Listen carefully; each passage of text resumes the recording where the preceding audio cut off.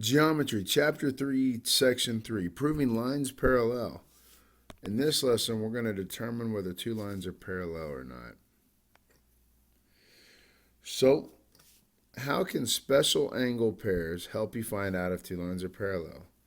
The postulate states this: converse of the corresponding angle postulate.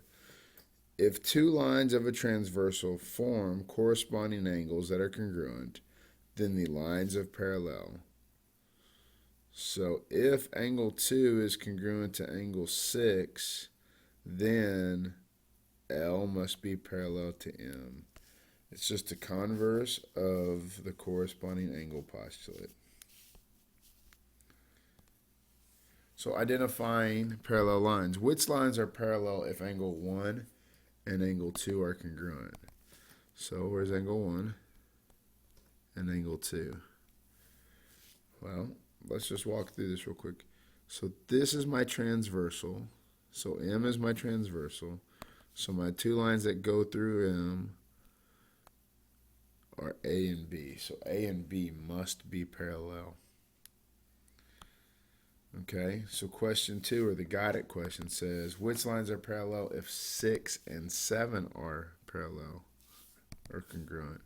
So I've got 6 and 7. Okay, my transversal looks like angle B, line B. So my two lines that intersect have to be line L and M to be parallel. So again, the transversal intersects two lines. The other two lines don't intersect twice like that. All right. So in lesson 3.2, we worked through proofs of theorems based on the corresponding angle postulate. Now we can use the converse of the corresponding angle postulate to prove converse of the theorems you learned in 3.2. So the theorem says this: if two lines and a transversal form alternate interior angles that are congruent, then the lines are parallel. So it's saying if angle 4 and 6 are congruent, then we can say L and M must be parallel. So 3.5 is more converse. So theorem 3.5 says this: if two lines and a transversal form same side interior angles that are supplementary, then the lines are parallel. Again, nothing new here. We're just stating basically the obvious on the converses. So theorem 3.6 is this: the converse of the alternate exterior angle theorem. If two lines of a transversal form alternate exterior angles that are congruent, then the lines are parallel. So angle 1 and angle 7, they would end up being parallel. You know two forms of proofs: the paragraphs and the two columns. The third form is called the flow proof. Arrows show logic and the logical connections between the statements. Reasons are written below the statements. So we're going to prove theorem 3.4 here: converse of the alternate interior angle. So what are we given? Well, we're given angle 4 is congruent to angle 6 and L and M are parallel. That's all been given to us. So 4 is congruent to 6. That's given to us. So then we can say 2 is congruent to 4 because of by vertical angles. And then we can say 2 and 6 are congruent by transitive property. All right, so if 2 and 6 are parallel or congruent, we can say line L and M are both parallel. Okay. Next one. Write a flow proof of theorem 3.6. So we're given angle 1 is congruent to angle 7. How can we prove L and M are parallel? Well, we can say angle 1 and angle 7 are congruent because that's given. I'm just going to follow their flow mark. We can get angle 3 and angle 1 congruent, all right, because they are vertical angles. And then by transitive property, we can say 3 is equal to 7. All right.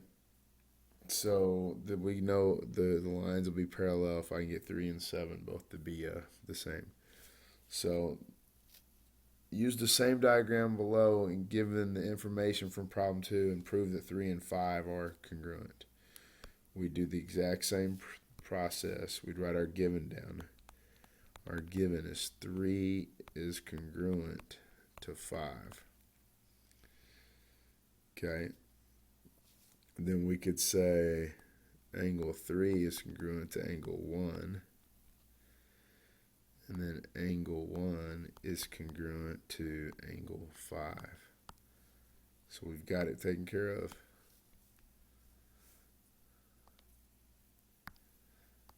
All right. The postulate and the 3 theorems you've just learned provide you with 4 ways to determine if lines are parallel. The fence gate at the right is made up of pieces of wood ranged in various directions. Suppose angle 1 is congruent to angle 2.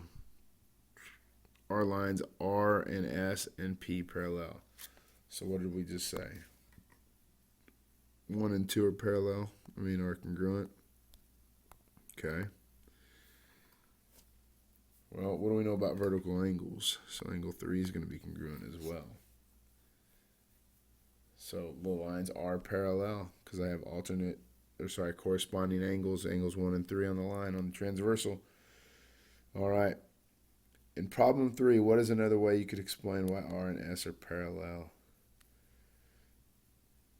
Okay. Well, we could do this.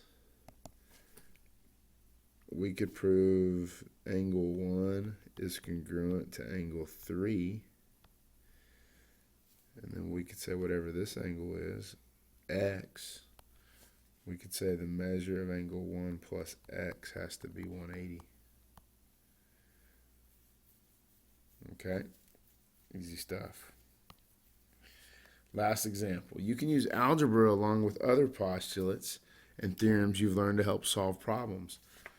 So the question is, what is the value of x in which A and B are parallel?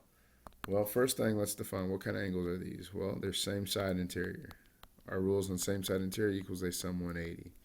So I'm going to have 2x plus 9 plus 111 equals 180. So 2x plus 120 equals 180. Divide each or subtract to 120. 2x is equal to 6. dx is equal to 30. Okay. Part 4. What is the value of W for C and D to be parallel? Well, what kind of angles are these? They're corresponding. So I could say 3W minus 2 equals 55. 3W equals 57. Divide each side by 3. X equals 19. Okay. That's kind of the lesson for the day for the section 3.3. Make sure you understand it, and we will see you later.